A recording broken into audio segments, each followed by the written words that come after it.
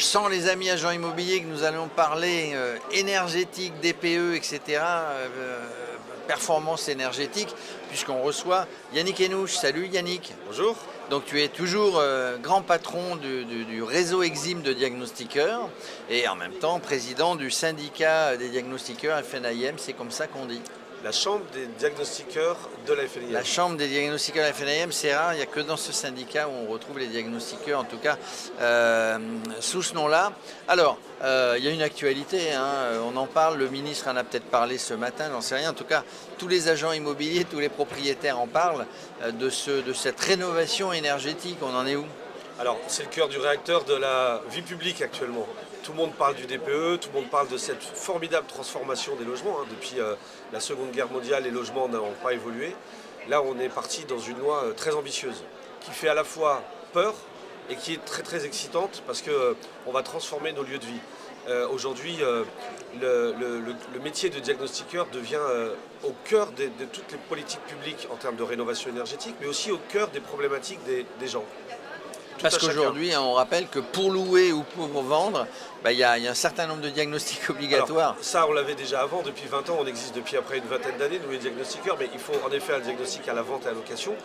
Mais on a transformé avec la loi climat résilience du 1er juillet 2021 l'appréhension du logement. Demain, si vous louez un bien immobilier ou si vous achetez un bien immobilier, indéniablement, vous allez regarder le DPE.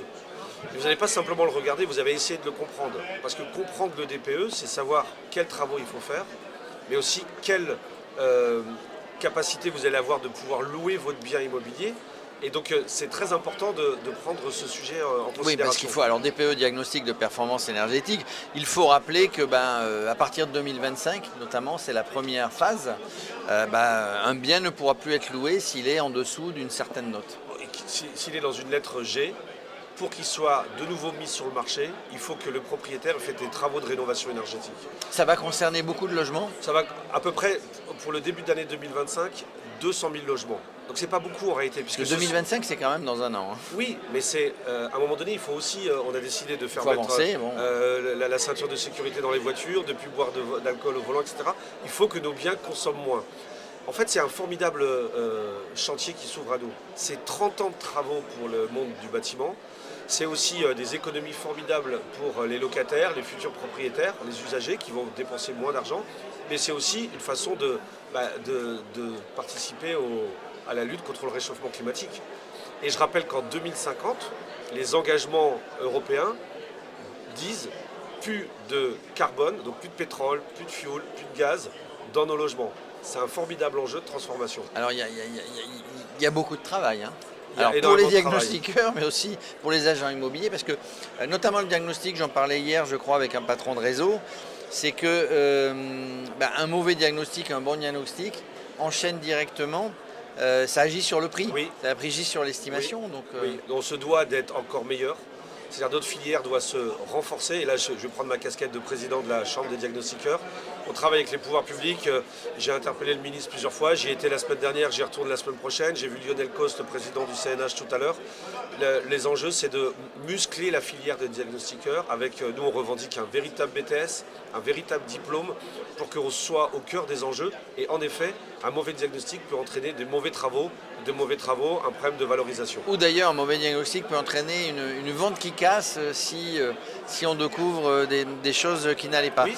Combien de diagnostiqueurs aujourd'hui ? Alors aujourd'hui, casquette CDI FNIM, nous sommes à peu près 9000 certifiés en France. Il manque à peu près 1000 personnes dans la filière. Ce qui est dramatique, c'est qu'on n'a pas un diplôme d'État. Nous, on revendique un véritable BTS. C'est ce que j'allais dire. Il n'y a pas un diplôme d'État. Comment ça se passe une formation de diagnostiqueur ? Pour devenir diagnostiqueur, vous allez dans un centre de formation qui est agréé, qui est sous accréditation COFRAC, et puis vous passez une certification. Donc en fait, on fait notre métier sous les conditions d'être certifié. Donc on est reconnu comme étant diagnostiqueur, mais on n'a pas un diplôme d'État. Et aujourd'hui, les enjeux de la rénovation énergétique nécessitent plus de connaissances du bâti. Il faut que nos confrères soient encore plus musclés sur comprendre les systèmes de chauffage, les systèmes de ventilation, les isolants, la toiture, les projets de réfection, pouvoir accompagner l'univers du BTP, c'est-à-dire les artisans qui vont travailler pour nos clients, donc les clients propriétaires, dans des bons gestes d'efficacité. C'est difficile du coup, alors tu dis qu'il manque 1000 diagnostiqueurs. Pourquoi il manque? Parce que le métier n'est pas assez connu, parce que c'est difficile de devenir diagnostiqueur? Alors, c'est pas difficile, le métier n'est pas assez connu, il n'est pas très valorisé. On dit toujours les diagnostiqueurs, c'est un métier de seconde zone, alors qu'aujourd'hui c'est devenu vraiment C'est un métier. primordial dans une vente ou dans une location C'est aujourd'hui. pour tout. Même quand vous devez faire des travaux chez vous, vous avez votre maison depuis 10 ans, qu'est-ce que vous allez faire comme travaux?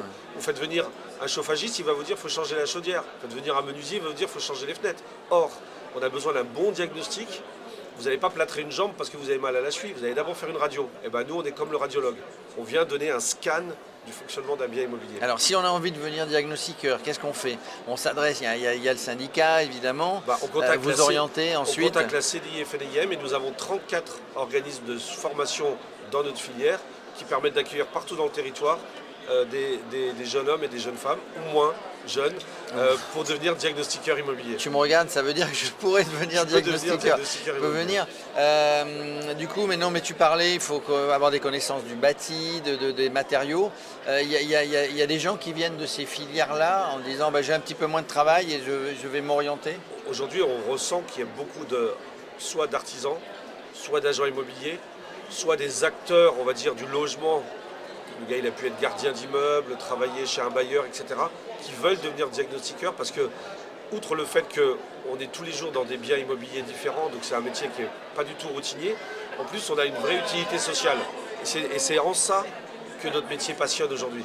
Voilà, c'est la conclusion. C'est un métier passionnant. C'est en ça que le métier passionne. Si vous avez envie de vous lancer, voilà. Exim ou le syndicat, rejoignez-les. Merci Yannick. Merci.